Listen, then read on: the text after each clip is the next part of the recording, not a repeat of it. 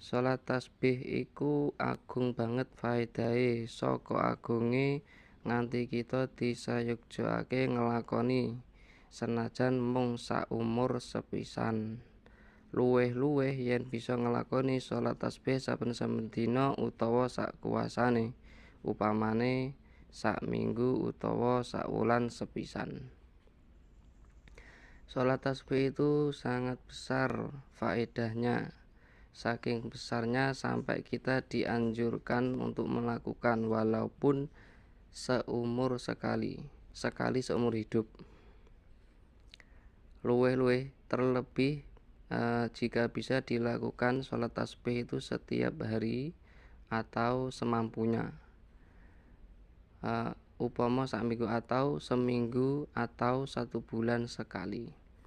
Alhamdulillah saya juga sudah pernah melakukan walaupun mungkin